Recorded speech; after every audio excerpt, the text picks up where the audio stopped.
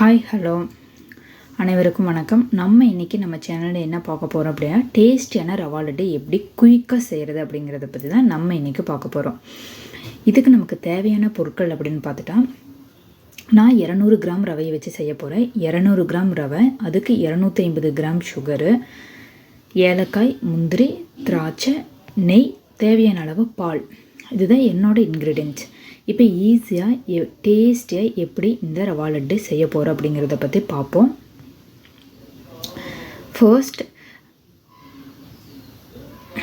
நம்ம என்ன பண்ணிக்க போகிறோம் அப்படின்னா, ரவையை எடுத்துக்கிறோம். ரவையை எடுத்து மீடியம் ஃப்ளேமில் வறுத்துக்கிறோம்.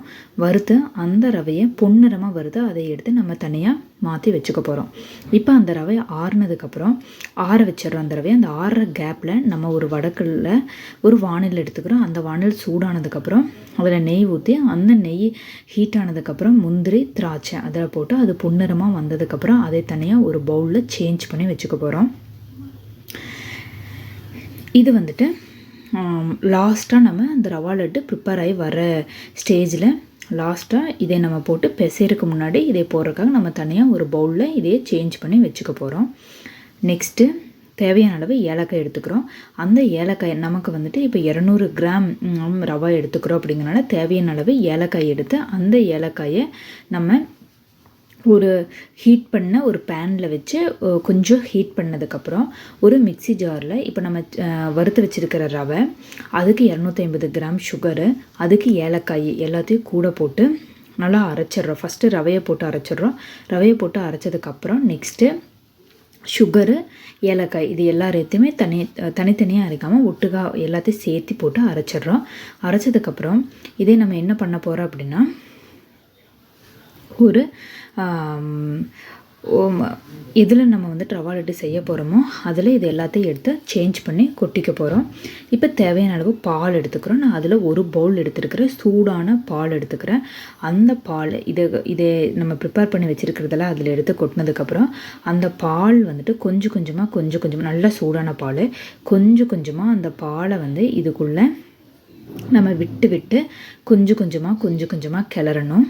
கிளற போது நல்லா திரண்டு வர மாதிரி பால், அது கூட நெய், நம்ம வறுத்து வச்சுருக்கிற முந்திரி, திராட்சை, ஏலம் இது எல்லாமே அதுக்குள்ளே போட்டுட்டு அந்த பால் கொஞ்சம் கொஞ்சமாக ஆட் பண்ணிகிட்டே வரணும். பால் ஆட் பண்ண நம்ம ஒரு கரண்டியை வச்சு நல்லா மிக்ஸ் பண்ணிகிட்டே வரணும். ஒரு கையில் பால் ஆட் பண்ணிவிட்டு ஒரு கையில் நம்ம கரண்டியை வச்சு மிக்ஸ் பண்ணிகிட்டே வரணும். மிக்ஸ் பண்ணி எல்லாம் சேர்ந்து நல்லா மிக்ஸ் ஆகிடணும். மிக்ஸ் ஆனதுக்கப்புறம் நம்ம வந்துட்டு முந்திரி, திராட்சை எல்லாத்தையும் போட்டு பார்க்குறக்கு நல்லா மிக்ஸ் பண்ணதுக்கப்புறம் நம்ம உருண்டை பிடிக்க ஆரம்பிச்சிடணும்.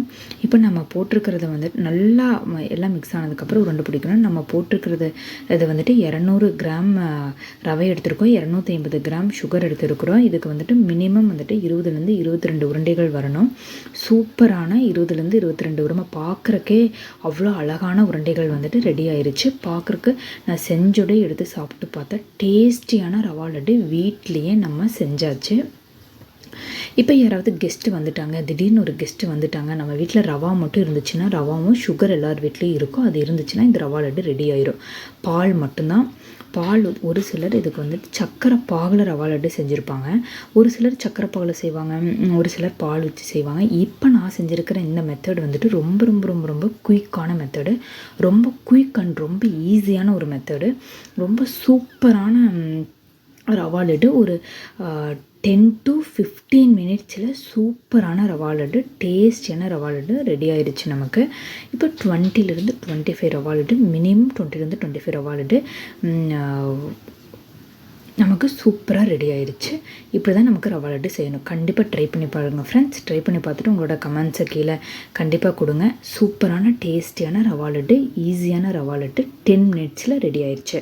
Thank you so much for your வாட்சிங். Please subscribe our channel.